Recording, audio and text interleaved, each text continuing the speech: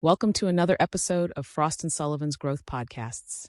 I'm your host, and today we're diving into a topic that's critical to today's capital markets: investor confidence. When companies prepare for an initial public offering, especially in industries as complex as healthcare, investors want more than just projections. They want transparency, credibility, and proof that growth stories are grounded in fact. One powerful way companies are delivering that confidence is through independent market research, or IMR. Let's start with the big picture.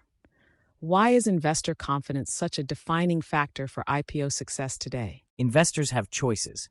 They are cautious, especially in emerging markets.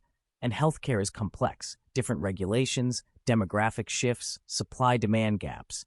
Independent market research helps make sense of all that. It translates uncertainty into clarity, so investors feel they can trust the opportunity being presented. So IMR really bridges the gap between a company's ambitions and what the market can actually support. Exactly, it's about credibility. Let's break IMR down. It's not required by regulators, so why has it become a best practice for IPO readiness? Because it adds real value. IMR delivers four things. It gives industry context, like market size and future growth drivers. It benchmarks the company against domestic and global peers. It educates investors, especially generalists who may not know healthcare well. And it strengthens disclosures with independent, fact-based validation. That sounds like exactly what investors and regulators want to see. Yes, it builds trust and reduces perceived risk. Let's bring this to life with a real example. PT Medicaloka Hermina TBK. What did their IPO journey look like with IMR? Hermina focused on affordable, high-volume care in obstetrics, gynecology, and pediatrics, with a strong presence in Tier 2 cities. Through IMR, we highlighted demand drivers in women's and children's health, identified underserved patient groups, and mapped their differentiation versus public hospitals. And the results? They raised about $92 million, with retail investors oversubscribing 29 times. That kind of demand shows how much confidence the market had in their growth story. Incredible. Imagine an IPO being 20 or 30 times oversubscribed. That's the power of credibility. Now, another case study: PT Siloam International Hospitals. Their approach was very different. Yes, Siloam positioned itself at the premium end of healthcare: tertiary care, specialty procedures, and national scale.